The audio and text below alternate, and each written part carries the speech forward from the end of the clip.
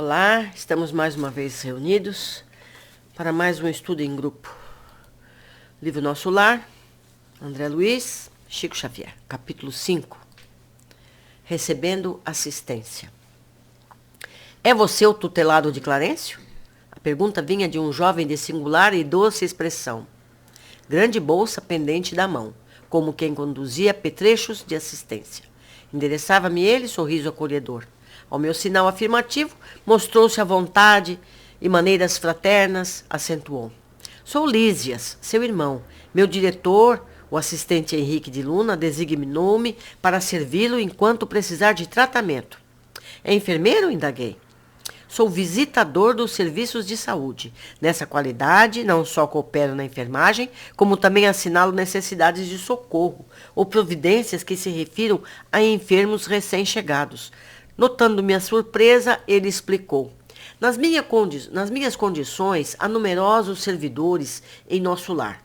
O meu amigo ingressou agora na colônia e, naturalmente, ignora a amplitude dos nossos trabalhos. Para fazer uma ideia, basta lembrar que apenas aqui, na seção em que você se encontra, existem mais de 1000 doentes. Só na seção do André, hein, gente? Tinha 1000 doentes. E note que este é um dos menores edifícios do nosso parque hospitalar. Tudo isso é maravilhoso, eu exclamei. Adivinhando que minhas observações iam descambar para o elogio espontâneo, Lísias levantou-se da poltrona a que se recolhera e começou a escutar-me atento, impedindo-me de o agradecimento verbal. A zona dos meus intestinos apresenta lesões sérias, com vestígios muito exatos do câncer. A região do fígado revela dilacerações. Os rins demonstram característicos de esgotamento prematuro. Sorrindo bondoso, acrescentou. Sabe, irmão, o que significa isso? Sim, repliquei. O médico esclareceu ontem, explicando que devo ter distúrbios em mim mesmo. Reconhecendo o acanhamento da confissão reticenciosa, apressou-se a consolar.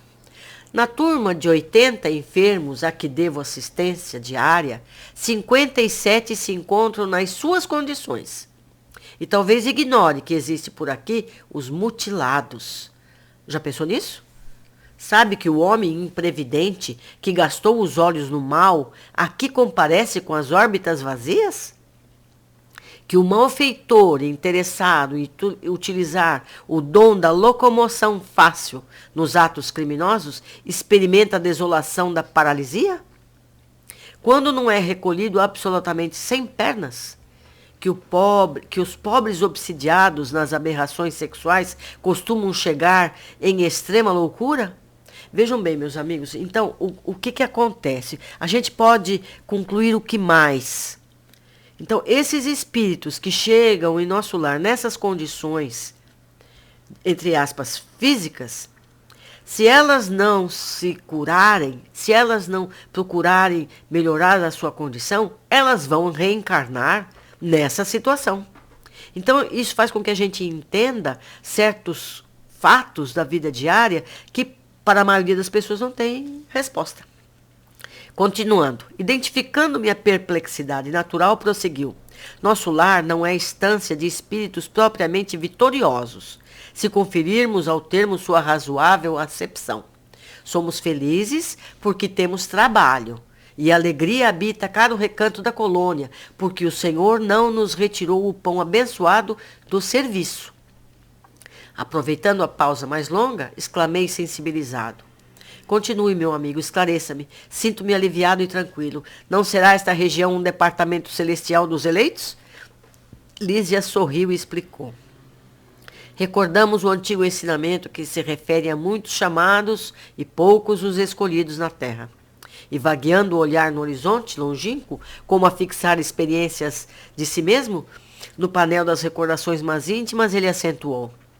As religiões do planeta convocam as criaturas ao banquete celestial. Em sã consciência, ninguém que se tenha aproximado um dia da noção de Deus pode alegar ignorância nesse particular. Incontável é o número dos chamados, meu amigo. Mas onde os que atendem ao chamado? Com raras exceções, a massa humana prefere aceder a outro gênero de convite. Gasta-se a possibilidades nos desvios do bem. Agrava-se o capricho de cada um. Elimina-se o corpo físico a golpes de irreflexão. Resultado, milhares de criaturas retiram-se diariamente da esfera da carne em doloroso estado de incompreensão. Multidões sem conta erram em todas as direções nos círculos imediatos à crosta planetária, constituída de loucos, doentes e ignorantes. Notando-me a admiração, interrogou: acreditaria, porventura, que a morte do corpo nos conduziria a planos de milagres? Somos compelidos a trabalho áspero, a serviço pesado. E não basta isso. Se temos débitos no planeta, por mais alto que ascendamos, é imprescindível voltar para retificar, lavando o rosto no suor do mundo, desatando algemas de ódio e substituindo por laços sagrados do amor. Gente, é tão importante esse parágrafo, tão importante. Nós vamos falar dele depois no fim. Não seria justo impor a outrem a tarefa de moldar o campo que semeamos de espinhos com as próprias mãos? Abanando a cabeça, acrescentava: caso dos muitos chamados, meu amigo, o Senhor não esquece homem algum. Todavia, raríssimos homens o recordam. Acabrunhado com a lembrança dos próprios erros, diante de tão grandes noções de responsabilidade individual, objetei: como eu fui perverso! Contudo, antes que me alongasse noutras exclamações, o visitador colocou a destra carinhosa em meus lábios, murmurando: cale-se, meditamos no trabalho a fazer. No arrependimento verdadeiro, é preciso saber falar para construir de novo. Em seguida, aplicou-me passes magnéticos atenciosamente, fazendo os curativos na zona intestinal, e esclareceu: não observava o tratamento especializado da zona cancerosa? Pois note bem, toda medicina honesta é serviço de amor, atividade de socorro justo, mas o trabalho de cura é peculiar a cada espírito. Meu irmão será tratado carinhosamente, sentir-se-á forte como nos tempos mais belos da sua juventude terrena. Trabalhará muito e, creio, será um dos melhores colaboradores de nosso lar. Entretanto, a causa dos seus males persistirá em si mesmo, até que se desfaça dos germes da perversão da saúde divina, que agregou ao seu corpo sutil, pelo descuido moral e pelo desejo de gozar mais que os outros. Gente, pensa bem, é o que está dito aqui. Ele disse que o André vai ser um trabalhador maravilhoso no nosso lar, mas ele continuará com esses problemas. Ele vai ter que resolver isso em outras oportunidades. Então não adianta a gente se arrepender. Tem que consertar o erro. Continuando, na carne terrestre, onde abusamos, é também o campo bendito, onde conseguimos realizar frutuosos labores de cura radical, quando permanecemos atentos ao dever justo. Meditei os conceitos, ponderei a bondade divina e, na exaltação da sensibilidade, chorei copiosamente. Lísias, contudo, terminou o tratamento do dia com serenidade e falou: quando as lágrimas não se originam da revolta, sempre constituem remédio depurador. Chore, meu amigo, desabafe o coração e abençoemos aquelas beneméritas organizações microscópicas que são as células da carne na terra. Tão humildes e tão preciosas, tão detestadas e tão sublimes pelo espírito do serviço. Sem elas, que nos oferecem templo de retificação, quantos milênios gastaríamos na ignorância? Assim falando, afagou-me carinhosamente a fronte abatida e despediu-se de mim com um ósculo de amor. Veja quanta coisa a gente aprendeu aqui, meu Deus, quantas coisas. Vamos ver as observações.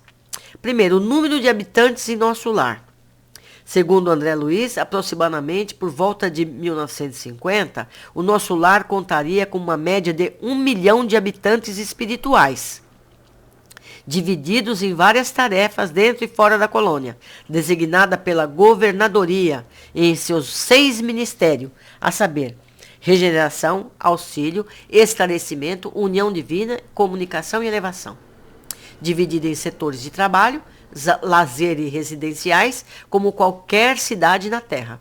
Nosso lar apresenta em sua planta um formato semelhante a uma grande estrela de 6 pontas, ficando a governadoria ao centro de cada ramificação lateral, a área destinada a cada um dos ministérios. Contaria ainda com postos de socorro espiritual espalhados por vários pontos das regiões do Brasil. Percebe? O nosso lar, ele tem postos avançados, que não estão necessariamente em nosso lar. A cidade fica localizada em algum ponto na ionosfera terrestre, para onde são levados os espíritos socorridos, vindos de várias partes do umbral e da crosta terrestre. E conta com vasta rede viária, meios de transporte, arborização, praças, teatros, hospitais, escolas e tudo mais. Isso tudo é muito interessante e a gente pode encontrar descrições semelhantes de outras colônias, muito parecido com tudo isso que a gente está vendo descrito aqui no livro do André Luiz. Segunda referência interessante são os mutilados. Aqui me faz lembrar a passagem do Evangelho de Mateus. Se o teu olho te escandalizar, arranca-o, atira-o para longe de ti, pois é melhor que se perca um dos teus membros do que seja o teu corpo perdido. Mateus 5:29. Somos nós, com o nosso mau uso da nossa roupa física, maltratamos nosso corpo físico com más atitudes, já que mesmo em nossa vida atual percebemos isso diariamente. Quando abusamos da alimentação, logo sentimos mal-estares. Quando exageramos da atividade física, sentimos os músculos doloridos. Portanto, nada mais evidente que ter problemas no nosso corpo perispiritual. Se usamos mal o que temos como ferramenta de crescimento aqui na Terra, tudo é consequência. Se a gente lembrar o que leu lá em cima, esses males, eles ficam marcados no perispírito. Se a pessoa não teve a felicidade de ser tratado numa colônia, ou se ela se recusou a tal tratamento, ou se ela não melhorou pessoalmente, ela vai voltar a encarnar com problemas físicos. Então a gente pergunta assim, que mal eu fiz a Deus. A Deus não fez mal nenhum. A gente fez mal a nós mesmos e não fizemos por onde merecer um corpo melhor. Então tudo aquilo que a gente tem é provocado por nós mesmos. Então, quando vem um padecimento físico, a gente tem que entender isso e colaborar com a cura, porque essa cura é do perispírito e não do corpo físico. Então, a gente sempre se cura. É preciso que a gente colabore e não lamente tanto, porque a nossa lamentação vai só agravar o problema. O que diz Kardec na questão 335? Cabe ao espírito a escolha do corpo em que encarne ou somente ao gênero de vida que lhe sirva de prova? A resposta: pode também escolher o corpo, porquanto as imperfeições que se apresente ainda serão, para o espírito, provas que o auxiliarão no progresso, se vencer os obstáculos que lhe oponha. 3. Religiões da Terra.